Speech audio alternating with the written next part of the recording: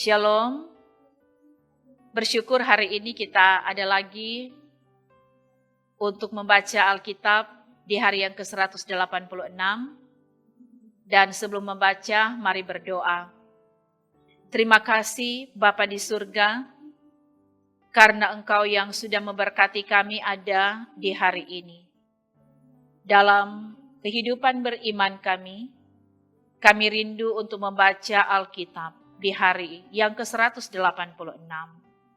Kami mohon Tuhan lingkupi kami dengan kuasa-Mu, supaya ketika firman Tuhan kami baca, kami mengerti dan kami jadikan itu pegangan kehidupan. Di dalam nama Yesus kami berdoa. Amin. Yesaya pasal 36 sampai Yesaya pasal 38. Mari kita ikuti. Maka dalam tahun ke-14 zaman Raja Hizkia, majulah Sanherib Raja Asyur, menyerang segala kota berkubu negeri Yehuda, lalu merebutnya. Raja Asyur mengutus juru minuman agung dari Lakis ke Yerusalem kepada Raja Hizkia, disertai suatu tentara yang besar. Ia mengambil tempat dekat saluran kolam atas di jalan raya pada padang tukang penatu. Keluarlah mendapatkan dia Eliakim bin Hilkia, kepala istana, dan Sebna, panitera negara, serta Yoa bin Asaf, bendahara negara. Lalu berkatalah juru minuman agung kepada mereka, "Baiklah, katakan kepada Hizkia, beginilah kata Raja Agung Raja Asyur, kepercayaan macam apakah yang kau pegang ini? Kau kira bahwa hanya ucapan bibir saja dapat merupakan rencana dan kekuatan untuk perang? Sekarang, kepada siapa engkau berharap, maka engkau memberontak terhadap aku? Sesungguhnya, engkau berharap kepada tongkat bambu yang patah terkulai itu, yaitu Mesir, yang akan menusuk dan menembus tangan orang yang bertopang kepadanya. Begitulah keadaan Firaun, Raja Mesir, bagi semua orang yang berharap kepadanya. Dan apabila engkau berkata kepadaku, kami berharap kepada Tuhan Allah kami, bukankah dia itu yang bukit-bukit pengorbanannya dan mesbah-mesbahnya telah dijauhkan oleh Hizkia sambil berkata kepada Yehuda dan Yerusalem, di depan mesbah inilah kamu harus sujud menyembah. Maka sekarang, baiklah bertaruh dengan tuanku Raja Asyur. Aku akan memberikan 2.000 ekor kuda kepadamu, jika engkau sanggup memberikan dari pihakmu orang-orang yang mengendarainya. Bagaimanakah mungkin engkau memukul mundur satu orang perwira, tuanku yang paling kecil? Padahal engkau berharap kepada Mesir dalam hal kereta dan orang-orang berkuda. Sekarang pun adakah di luar kehendak Tuhan aku maju melawan negeri ini untuk memusnahkannya? Tuhan telah berfirman kepadaku, majulah, menyerang negeri itu dan musnahkanlah itu. Lalu berkatalah Eliakim, Sebna, dan Yoa kepada juru minuman agung, silakan berbicara dalam bahasa Aram kepada hamba-hambamu ini, sebab kami mengerti. Tetapi janganlah berbicara dengan kami dalam bahasa Yehuda, sambil didengar oleh rakyat yang ada di atas tembok. Tetapi juru minuman agung berkata, adakah tuanku mengutus aku untuk mengucapkan perkataan-perkataan ini hanya kepada tuanmu dan kepadamu saja? Bukankah juga kepada orang-orang yang duduk di atas tembok, yang memakan tahinya dan meminum air kencingnya bersama-sama dengan kamu?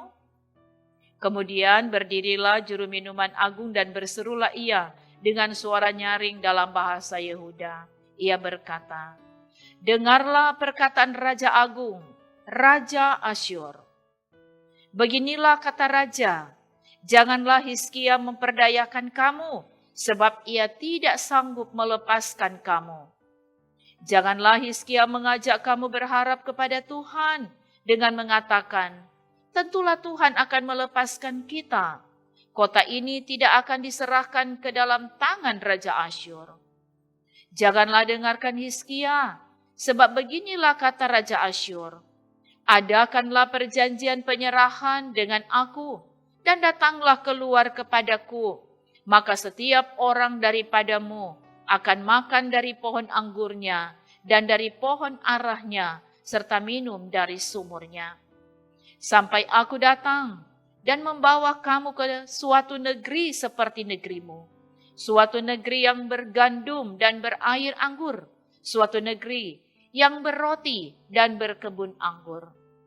Jangan sampai Hizkia membujuk kamu dengan mengatakan, Tuhan akan melepaskan kita.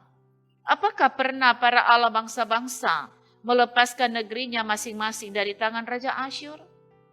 Di manakah para Allah negeri Hamat dan Arpad? Di manakah para Allah negeri Seraiwaim? Apakah mereka telah melepaskan Samaria dari tanganku? Siapakah di antara semua Allah negeri-negeri ini yang telah melepaskan negeri mereka dari tanganku, sehingga Tuhan sanggup melepaskan Yerusalem dari tanganku? Tetapi orang berdiam diri dan tidak menjawab dia sepatah kata pun, sebab ada perintah raja bunyinya, jangan kamu menjawab dia. Kemudian pergilah Eliakim bin Hilkia, kepala istana, dan Sebna, panitera negara, dan Yoa bin Asaf, bendahara negara, menghadap Hizkia dengan pakaian yang dikoyakkan, lalu memberitahukan kepada raja perkataan juru minuman agung. Segera sesudah Raja Hizkia mendengar itu, dikoyakkannyalah pakaiannya dan diselubunginyalah badannya dengan kain kabung. Lalu masuklah ia ke rumah Tuhan. Disuruhnyalah juga Eliakim kepala istana, Sebna panitera negara, dan yang tua-tua di antara para imam dengan berselubungkan kain kabung kepada Nabi Yesaya bin Amos.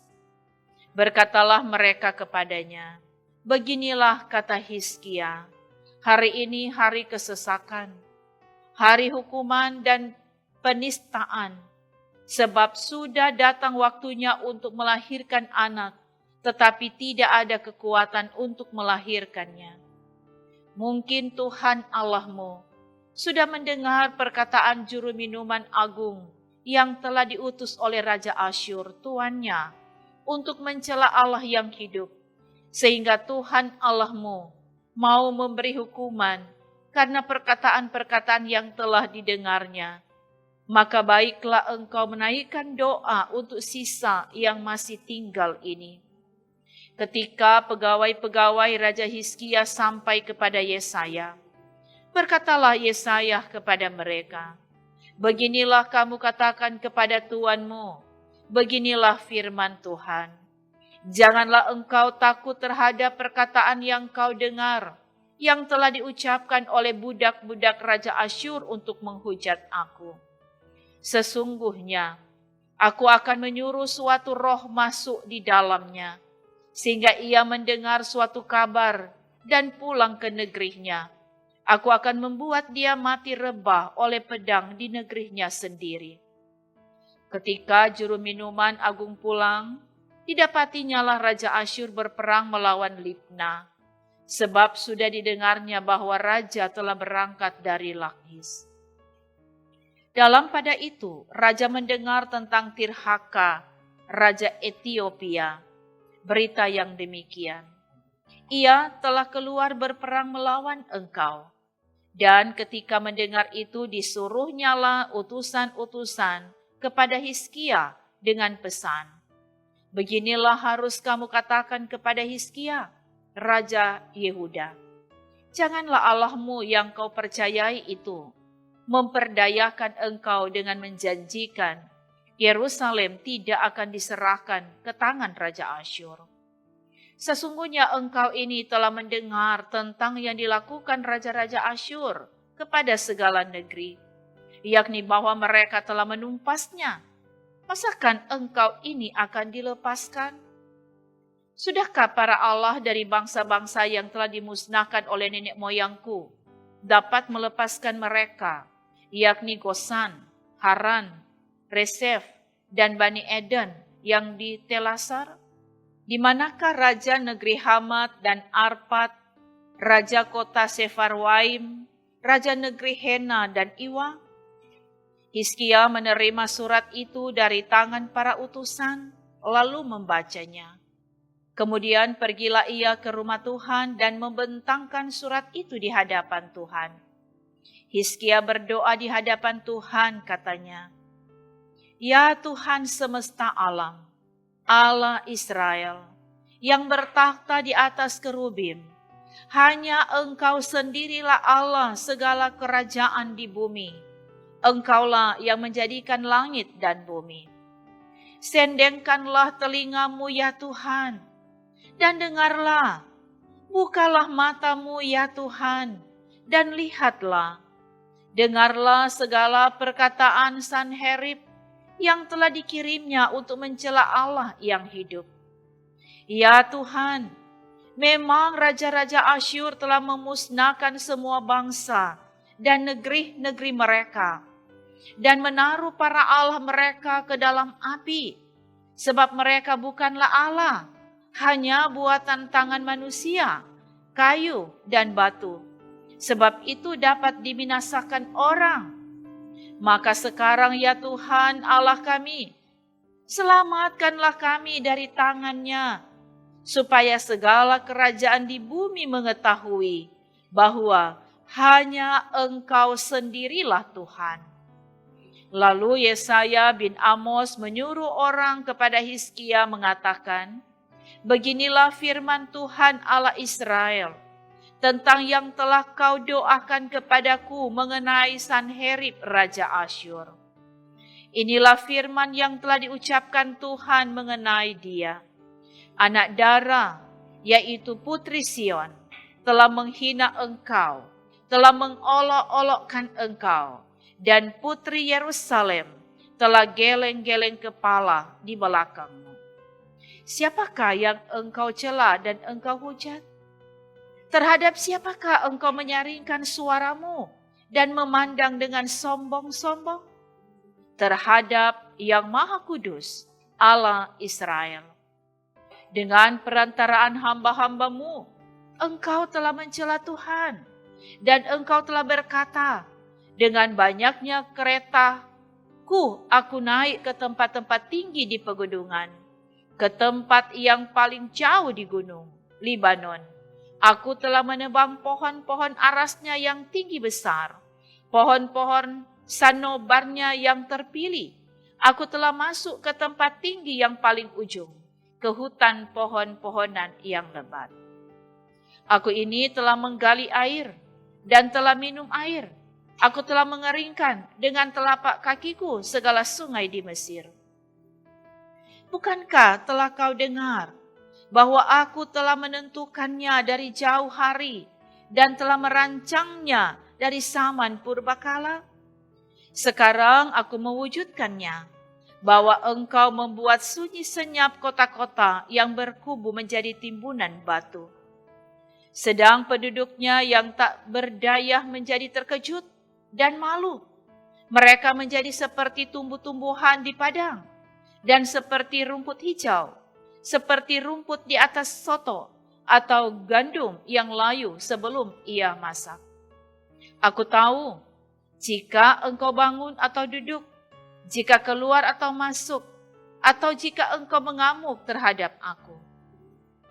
Oleh karena engkau telah mengamuk terhadap aku, dan kata-kata keangkuhanmu telah naik sampai ke telingaku, maka aku akan menaruh kelikirku pada hidungmu dan kekangku pada bibirmu, dan aku akan memulangkan engkau melalui jalan dari mana engkau datang. Dan inilah yang akan menjadi tanda bagimu, hai Hizkia. Dalam tahun ini orang makan apa yang tumbuh sendiri, dan dalam tahun yang kedua apa yang tumbuh dari tanaman yang pertama.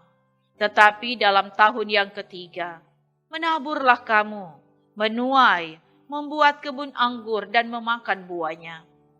Dan orang-orang yang terluput di antara kaum Yehuda, yaitu orang-orang yang masih tertinggal, akan berakar pula ke bawah dan menghasilkan buah ke atas.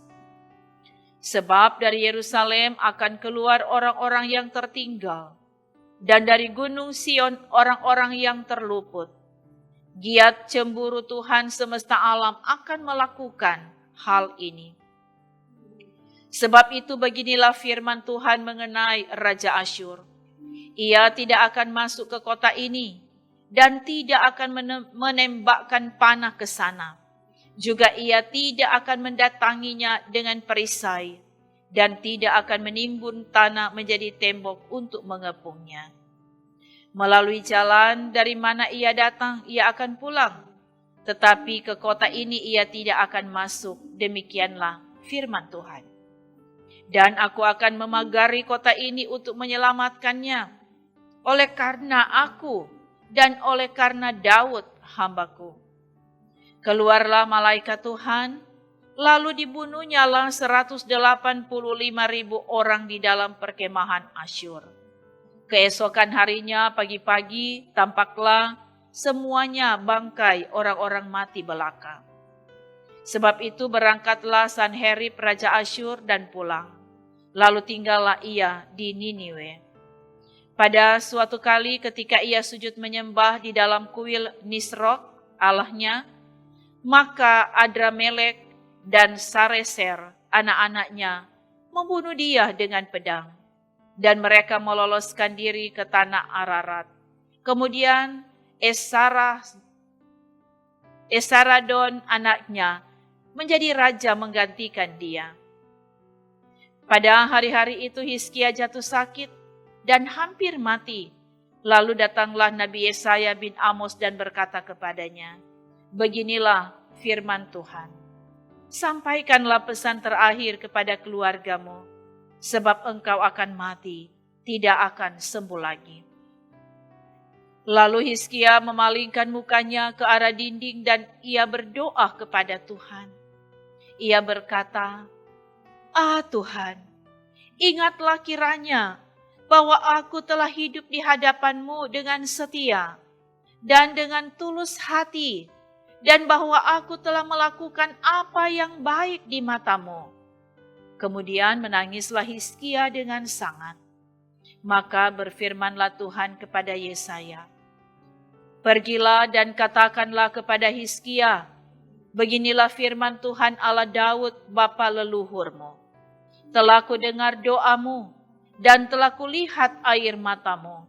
Sesungguhnya aku akan memperpanjang hidupmu 15 tahun lagi. Dan aku akan melepaskan engkau dan kota ini dari tangan Raja Asyur, dan aku akan memagari kota ini. Inilah yang akan menjadi tanda bagimu dari Tuhan, bahwa Tuhan akan melakukan apa yang telah dijanjikannya. Sesungguhnya bayang-bayang pada penunjuk matahari buatan Ahaz akan kubuat mundur ke belakang 10 tapak yang telah dijalaninya. Maka pada penunjuk matahari itu, matahari pun mundurlah ke belakang 10 tapak dari jarak yang telah dijalaninya." Karangan Hizkia Raja Yehuda sesudah ia sakit dan sembuh dari penyakitnya. Aku ini berkata, dalam pertengahan umurku, aku harus pergi.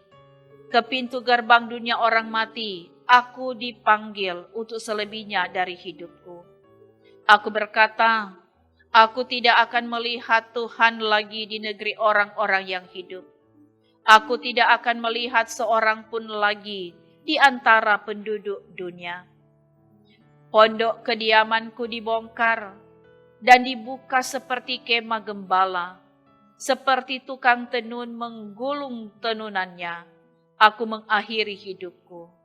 Tuhan memutus nyawaku dari benang hidup. Dari siang sampai malam Engkau membiarkan aku begitu saja. Aku berteriak minta tolong sampai pagi. Seperti singa, demikianlah Tuhan menghancurkan segala tulang-tulangku. Dari siang sampai malam Engkau membiarkan aku begitu saja. Seperti burung layang-layang, demikianlah aku menciap-ciap. Suaraku redup seperti suara merpati. Mataku habis menengadah ke atas. Ya Tuhan, pemerasan terjadi kepadaku. Jadilah jaminan bagiku. Apakah yang akan kukatakan dan kuucapkan kepada Tuhan? Bukankah Dia yang telah melakukannya? Aku sama sekali tidak dapat tidur karena pahit pedihnya perasaanku. Ya Tuhan, karena inilah hatiku mengharapkan Engkau. Tenangkanlah rohku, buatlah aku sehat, buatlah aku sembuh.